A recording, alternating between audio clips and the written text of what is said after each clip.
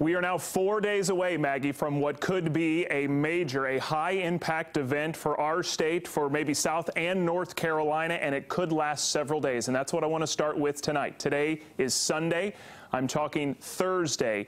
Conditions being bad enough here where you might not want to go outside. Wind and rain. And that is at the top of our headlines tonight. The bad weather could start on Thursday. As for the changes to the forecast at 5 o'clock tonight, we always try to track the changes and see what the trends are. The winds have increased. The track path didn't move much, but the timing of it did, in fact, slowing down, and that could mean flooding by the time it gets here. So our forecast for the week, Monday, Tuesday, and Wednesday, pretty normal weather for this time of year. However, things start to change Thursday, Friday, and Saturday. And I would spend the entire time talking about Florence if it weren't for what happened today. Today, some of us cooled off, some of us were still hot, but a pretty drastic change compared to what we lived through last week. And it's fairly dry. There's a little bit of rain down in Wayne County, but really more clouds than anything. Here's the interesting thing about today's forecast. Look at the current temperature map. Remember, all of last week we talked about a frontal boundary dipping down and then hanging around. It is very obvious who got impacted by the front and who did not. We've got 60s up by the Virginia border, 70s here in the Triangle, 80s down in Johnston County, and it's 93 in Rayford. 63 to 93, all within central North Carolina. Again, all because of a cold front. So those temperatures obviously cooling a little, some holding overnight. But let's talk about what a normal weather day will be tomorrow and kind of duplicated Tuesday and Wednesday.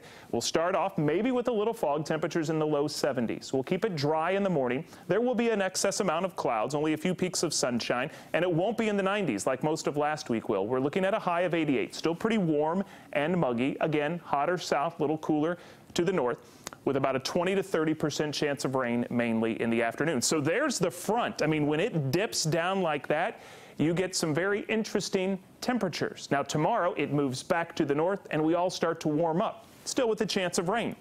The morning time will be dry as we go throughout the day tomorrow. I'll stop it here at lunchtime. Not much to talk about. A few scattered showers as we get into the afternoon and the early evening hours. Not widespread, not severe, and not causing flooding problems, but scattered showers for the first half of this week. And then we will be dealing with this. And on the satellite, it looks a lot more organized, a lot more symmetrical than it did when it got tore apart last week. Winds are now up to 85 miles per hour, and it's some 1,400 miles away from the coast of Wilmington. The Hurricane Hunter aircraft continues to be out there. They had their first visit yesterday, and pretty much from now until it makes landfall, the men and women of the U.S. Air Force will be out there gathering very important information that we will put into this forecast. And unfortunately, the forecast takes it from a Category 1 hurricane to a 3 and 4 as it approaches our coastline, possibly making landfall this Thursday somewhere in the Carolinas. I want to take that cone and draw a line down the center. That's the current track. Then I want to add in a white line, which was the previous forecast track, and you can see there were some nudges, but nothing significant. But what will be significant as I put the sea surface temperatures on the map, and they are in the mid to upper 80s, when that storm moves into that incredibly warm water, it will explode to a Category 4 hurricane. And that's what it could be when it is on our doorstep Thursday afternoon. And then between Thursday at 2 and Friday at 2, it'll be somewhere within this cone.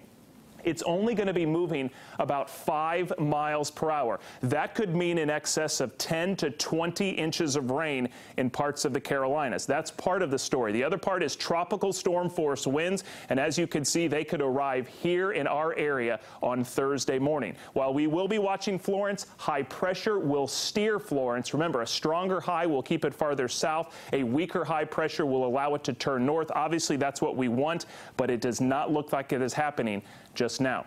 In the meantime, your 7-day forecast. Again, typical weather Monday, Tuesday, and Wednesday, but it's a Florence alert Thursday, Friday, and possibly even into Saturday, Maggie, as we will get high impact wind and possibly some flooding rain. We have just 4 days to prepare for this hurricane. In the meantime, 80 degrees today. We are very happy about that because it's been hot lately, but unfortunately we missed it today with our 3-degree guarantee. Hopefully back on track tomorrow as